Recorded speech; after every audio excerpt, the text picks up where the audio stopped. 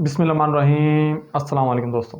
बांग्लादेश की आज़ादी से 4 महीने पहले की बात है जब पाकिस्तानी फ़ज़ाइया में फाइटर जेट के पायलट को ट्रेनिंग देने वाले फ़्लाइट लेफ्टिनेंट मतियुर रहमान ने 1971 की जंग में मगरबी पाकिस्तान यानी जो आज मौजूदा पाकिस्तान है इसके खिलाफ बगावत की। दोस्तों, मतियुर रहमान ने 1971 की जंग के दौरान कराची से पाकिस्तान फ़ज़ाइया का फाइटर प्लेन अगवा करके इंडिया ले जाने की कोशिश की, मगर वो इस कोशिश में नाकाम हो गए और फाइटर प्लेन इंडिया की सरहद के करीब गिरकर तबाह हो गया, जिसके नतीजे में वो अपने under training pilot Rashid Minhas के साथ हलाक हो गए। दोस्तों, मतियुर रहमान का ताल्लुक मशरिक़ी पाकिस्तान यानी जो अभी मौजूदा बांग्लादेश है इसकी एक मिडिल फैमिली से था। वो 21 फरवरी 1945 को ढाका के करीबी रमना नगर में पैदा हुए और वहीं रमना नगर के प्राइमरी स्कूल में तालीम हासिल की, जिसके बाद इन्हें मगरबी पाकिस्तान में सरगोदा के PAF पब्लिक स्कूल में दाखिल करवाया गया।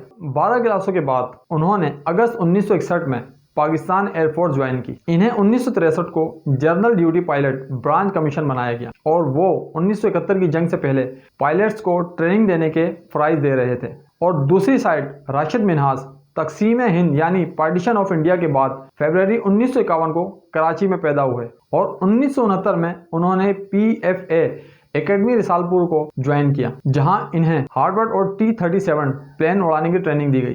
पाकिस्तानी एयरफोर्स के हिस्ट्री राइटर कैसर तुफैल लिखते हैं कि कराची में तैनात बंगाली ऑफिसरों को एहसास हो गया था कि पाकिस्तानी इंटेलिजेंस इन पर नज़र रखे हुए है। इन बंगाली ऑफिसरों ने यह डिसाइड किया कि वो एयर बेस पर मौजूद अफसरान के साथ दोस्ताना ताल्लुकात जारी रखेंगे, लेकिन ओपनली खुलकर कभी एक साथ आपस में नहीं मिलेंगे और अंदर ही अंदर ये प्लान बनाकर वो पाकिस्तानी फाइटर प्लेन को हाईजैक करके इंडिया ले जाएंगे। दोस्तों, स्टार्टिंग में 1 या 2 F-86 हाईजैक करने का प्लान बनाया, लेकिन इस प्लान को कुछ टाइम के लिए उन्होंने पोस्टपोन कर दिया था, क्योंकि ये हरकत अगर तमाम ऑफिसर के सामने हुई तो इनको शक पैदा हो सकता है। बाद में ये डिसाइड हुआ कि सोलो मिशन पर जाने वाली T-33 को हाईजैक करना आसान होगा।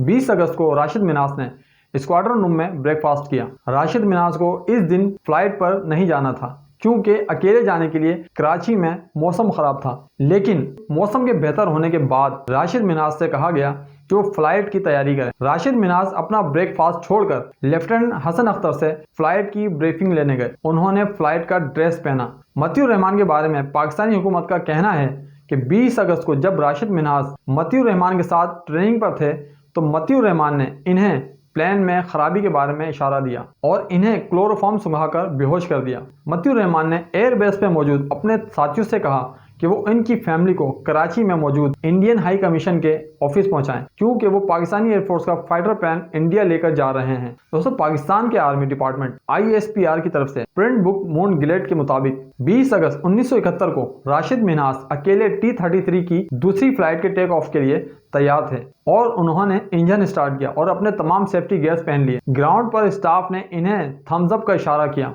इसका मकसद ये था कि अब वो फ्लाइट उड़ा सकते हैं। दोस्तों, जैसे ही फ्लाइट को उड़ाने की तैयारी की गई, एक Bengali instructor pilot lieutenant Matiur Rahman ने इन्हें रोकने का इशारा किया। राशिद मिन्हास को ऐसा लगा कि शायद इन्हें आखिरी लम्हे में कुछ जरूरी इंफॉर्मेशन मिलेगी। उन्होंने प्लेन को रोक दिया। मतियुर रहमान एरोप्लेन की खुली हुई कैनोपी के जरिए पिछले कॉकपिट से जबरदस्ती अंदर दाखिल हुए और प्लेन का कंट्रोल छीनकर एरोप्लेन की डायरेक्शन इंडिया की तरफ कर दी। इससे पहले कि राशिद मिन्हास कुछ समझ पाते, एरोप्लेन रनवे पर दौड़ने लगा। दोस्तों, कैसर तुफैल लिखते हैं कि राशिद मिन्हास सिर्फ इतना ही कर सके कि उन्होंने 11:28 पर एयर ट्रैफिक कंट्रोल को पैगाम भेजा कि उनके एरोप्लेन को हाईजैक कर लिया गया है। दोस्तों, मतियुर रहमान ने राशिद मिन्हास पर प्रेशर डालने के लिए पिस्तौल का इस्तेमाल किया, वरना खतरे को देखते हुए इंजन को ऑफ भी किया जा सकता था। एक बंगाली ऑफिसर कैप्टन फरीद ने एक न्यूज़पेपर में 2006 में लिखा कि मैं देख रहा था कि दोनों पायलट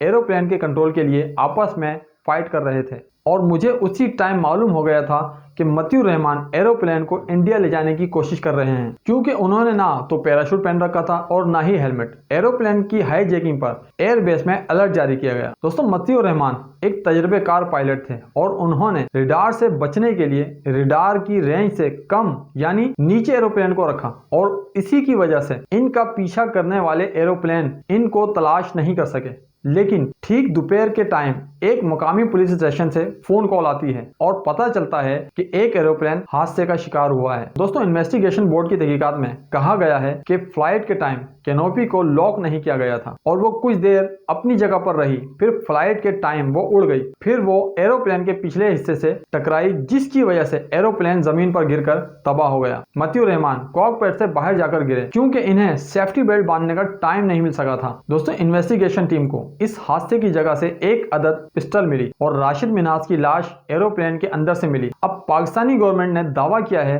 कि राशिद मिन्हाज ने मतियूर रहमान से एरोप्लेन का कंट्रोल हासिल करने की कोशिश की और इस फाइट के नतीजे में एरोप्लेन इंडियन बॉर्डर के करीब गिरकर तबाह हो गया। राशिद मिन्हाज ने जानबूझकर एरोप्लेन को नीचे गिराया और ठट्टा के करीब ये एक्सीडेंट हुआ। दोस्तों, पाकिस्तानी इन्वेस्टिगेशन टीम ने अपनी रिपोर्ट में बताया है कि मतियूर रहमान एरोप्लेन के साथ इंडिया जाना चाहते थे ताकि बांग्लादेश में अपने साथियों को सपोर्ट कर सकें। उस टाइम के मिलिट्री प्रेसिडेंट याहिया खान को जब पूरी स्टोरी बताई गई तो उन्होंने कहा कि राशिद मिन्हाज निशान हैदर के हकदार हैं। हुकूमत पाकिस्तान ने राशिद मिन्हाज को पाकिस्तान के आला तरीन फौजी एजाज निशान हैदर से नवाजा। दोस्तों, बांग्लादेश के history writer Rafi Alam in forget Apple heroes of Bangladesh की बुक में लिखा है कि मतियूर रहमान इस बात को बर्दाश्त नहीं कर पा रहे थे कि वो अपनी ही सरजमीन पर बतौर पायलट बमबारी करेंगे। मतियूर रहमान ने मगरबी पाकिस्तान के खिलाफ बगावत के लिए खुफिया मिशन कोड नीम ब्लू बर्ड का फैसला किया। कोई भी लीडर हाईजैक T-33 एरोप्लेन को ट्रैक नहीं कर सका क्योंकि